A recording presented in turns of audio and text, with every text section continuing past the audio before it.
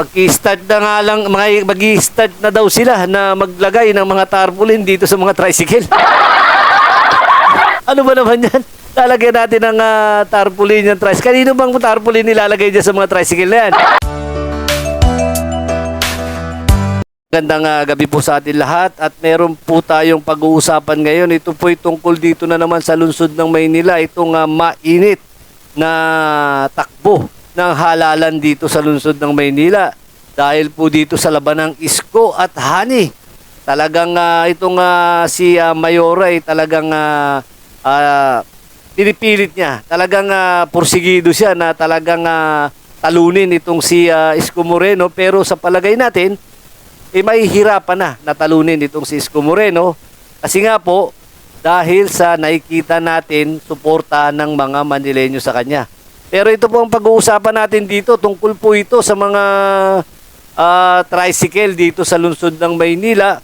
At nabalitaan po natin na nag-stop operation po ang TMU o Tri-Wheel Management Unit dito sa lungsod ng Maynila.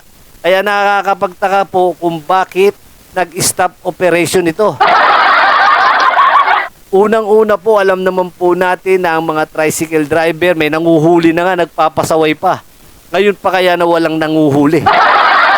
Sana po bago natin na in-implement yan no operation o stop operation, dapat po iniisip natin kung ano ang mangyayari kapag pinatupad natin yung ganito.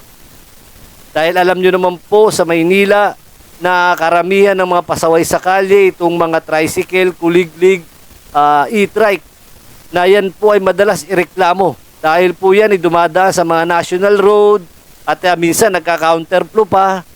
Kailangan po ng merong otoridad na magtitingin sa kanila at magsasaway at uhuli. Di ba po? Ayan po dapat ang pinatutunan. Kasi habang walang nakikitang nanguhuli yan at alam nila na stop operation, ipatuloy pong pagpapasaway niyan sa kalye. May nabalitaan pa tayo na yung mga tricycle driver, yung mga nagkukwentuhan, may mga GC, at sinasabi nila na wala namang operation ngayon. Nasa July pa daw, di umano ang operation. Biruin nyo po yan, di ba? Magpapasko po, holiday season po ngayon. Itong Divisoria, Blooming Treat, Quiapo, magiging pasaway po yan dyan. Ayan po ang sinasabi ko sa inyo, lalo po tayong babatikusin ng mga Manileño dahil sa mangyayari. At tandaan po natin na ang sakay po niyan mga tao. Minsan yung ilang mga driver dyan ng tricycle, walang mga lisensya. Diba? Parang nakakahiya naman po. Diba? Nakakahiya naman po sa mga Manileño. Sinasahuran tayo tapos hindi natin ipatutupad yung batas. Diba po kasi makikita natin ng mangyayari dito sa lungsod ng Maynila pag itong mga to ay patuloy na nagpasaway dito sa mga kakalsadahan dito sa lungsod ng Maynila. Ako po, disgrasya po ang mangyayari. Tandaan nyo po yan kasi po alam nyo po itong mga tricycle, halos lahat yan nagpapasaway. Hindi naman po lahat, halos lahat. Pero yung mga iba, mayroon pang mas nagpapasaway sa kanila. Yung mga wala pang lisensya, sila pa yung masyadong pasaway sa kalye. At dyan na po yung magka-counterflow sila, kung saan-saan na po dadaan. Kasi malakas ang loob nila kasi nga po stop operation ang City of Manila. Sana po hindi natin sinasabi yan. Kung stop operation lang po tayo. Di, kausapin po natin sila. Kapag talagang matigas ang ulo, hulihin. Kapag walang mga rehistro, walang lisensya, i-impound, ipatupad pa rin po natin ang batas. Kasi po may nabalitaan din po tayo na ilan sa mga nandyan sa City Hall. Ewan ko kung talagang City Hall itong mga to. Mag-i-start na nga lang, mag-i-start na daw sila na maglagay ng mga tarpaulin dito sa mga tricycle. Ano ba naman yan? Lalagyan natin ng tarpaulin yung tricycle. Kanino bang tarpaulin nilalagay dyan sa mga tricycle na yan? Diba? Ako po gagamitin natin sa ganyan yung mga tricycle na yan. Di lalong nagpasaway ang mga yan. Ayan po yung pinaka nila, yung tarpaulin na yan. Ayan po yung pinaka pambala nila na hindi sila pwedeng hulihin. wala na nga daw talagang huhuli kasi nga po stop operation na po ang TMU, ang Tri-Wheel Management Unit. Stop operation na ibig sabihin hindi na sila manghuhuli. Diba? Kaya hayang buhay ng mga pasaway na tricycle driver. Diba? Lalo na yung mga kuliglig, lalong dadami ang kuliglig niya. Diba? Wala nang huhuli. Yung iba dyan, bibili ng motor, mamamasada na sila, wala naman nang huhuli. Ayan ang magiging problema natin pag inimplement na naman natin yung panguhuli sa mga tricycle. Sana po pinag-iisipan po natin bago natin ipatupad yan. Kasi pag ganyan po ang gagawin natin yan, halimbawa sa July pa tayo mag-ooperate ulit dyan sa mga tricycle na yan, tandaan nyo po mapupuno ng tricycle ang Maynila. Tapos ano mangyayari? Di ba? Hay-hay din sa mga nandyan sa pwesto. Kasi siyempre, nandyan na naman yung weekly. Di ba?